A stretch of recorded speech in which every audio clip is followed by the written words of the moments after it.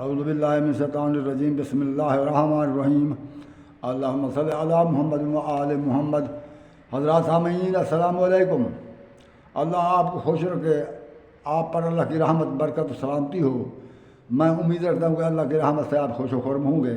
میں ابن الخیر سید البخشا تسلیم آپ کی خدمت میں حاضر ہوں۔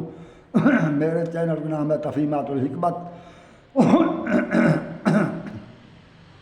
اور آج 16 ستمبر 2024 ہے۔ میرا واٹس ایپ نمبر ہے 0346 66 30 859، اور ایک سادہ فون نمبر ہے 0315 60 96 711۔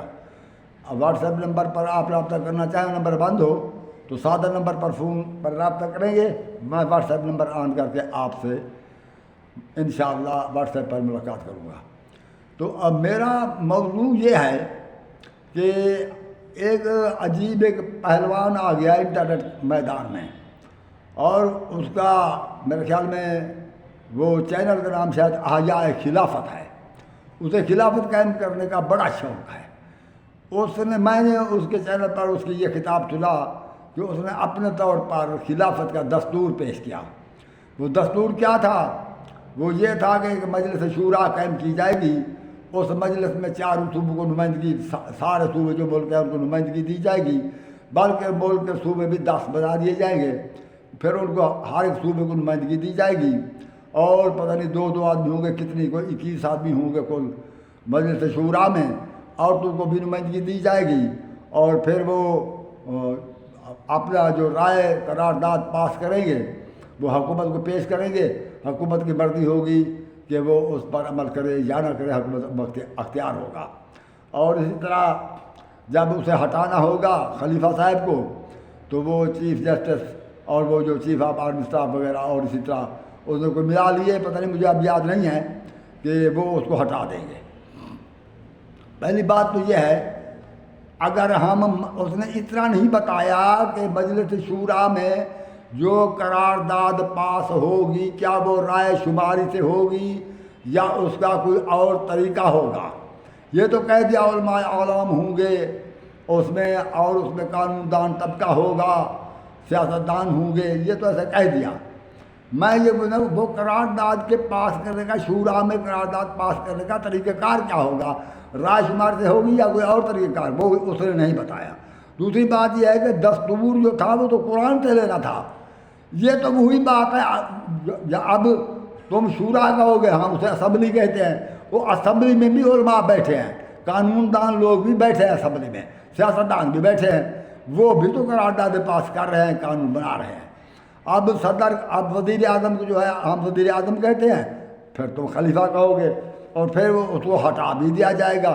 اور جب خلیفے کا حکم قرآن مجید میں کہ یا ایھا الذین آمنوا اطیعوا اللہ واطیعوا الرسول واولی الامر منکم، کہ اے ایمان والو اللہ رسول کا اطاعت کرو اور اپنے امیر وقت کی، اولی الامر کی اطاعت کرو، پھر ہٹائیں گے کیوں؟ ہم نے تو اس کی اطاعت کرنا ہوگی، پھر ہٹایا جائے گا۔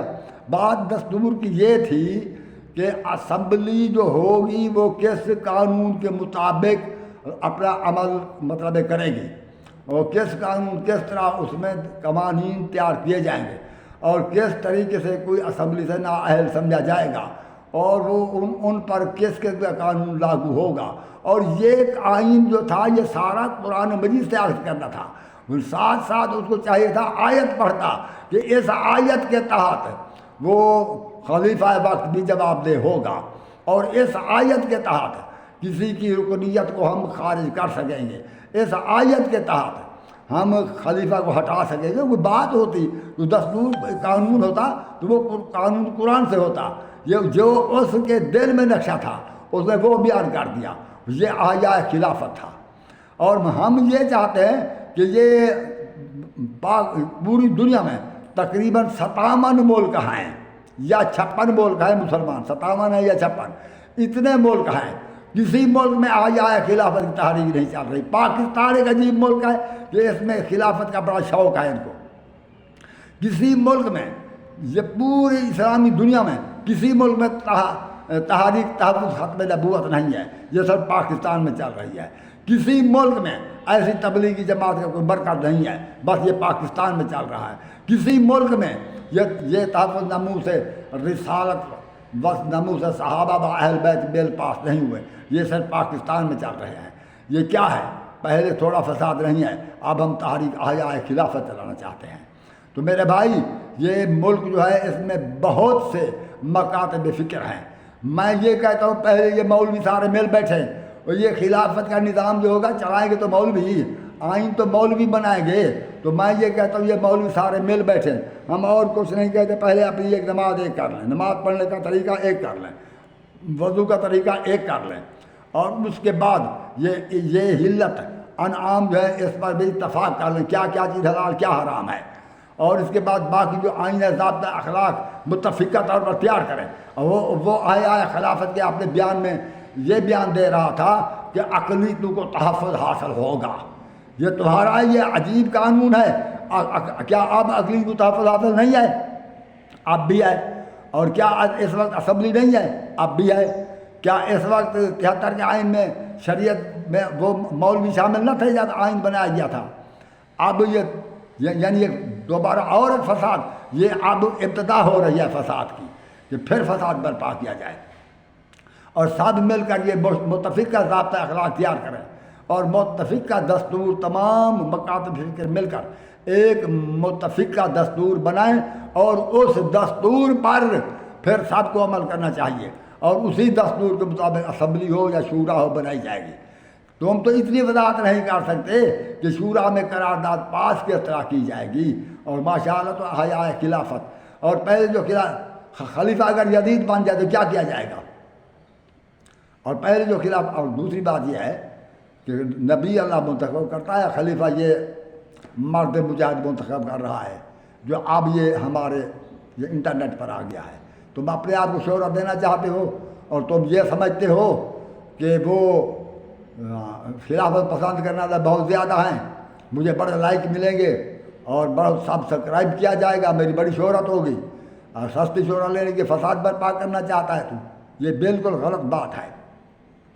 یہ نظام خلافت اس طرح نہیں ہو سکتا، یہ نظام فساد پیدا کر رہے ہو۔ رسول کریم نے فرمایا میرے 12 خلفاء ہوں گے، 150 تو گزر چکے ہیں، اب کتنا بنانا چاہتے ہو؟ رسول کو اللہ نے بنایا، اس کا نائب تم منتخب کرنا چاہتے ہو؟ یہ کہاں کس آیت سے ثابت ہے؟ کس آیت سے تو نے دستور کو ثابت کیا؟ قرآن سے ثابت ہوگا۔ اگر مسلمان ہو تو دستور قرآن سے ثابت کرو، ضابطہ حیات قرآن سے ثابت کرو، سب مل کر یہ نہیں فلاں خلیفے یہ کیا، فلاں یہ کیا، عمر بن عبدالعزیز نے یہ کیا، حضرت عمر نے یہ کیا، یہ خلافت ہے؟ کوئی شعور پکڑنا چاہیے۔ تو میں اتنا عرض کرنا چاہتا ہوں بھائیو، یہ کام ناممکن ہے اس شخص کے چکمے میں نہ آنا۔ تو اس وقت میں اجازت چاہتا ہوں، السلام علیکم ورحمۃ اللہ وبرکاتہ۔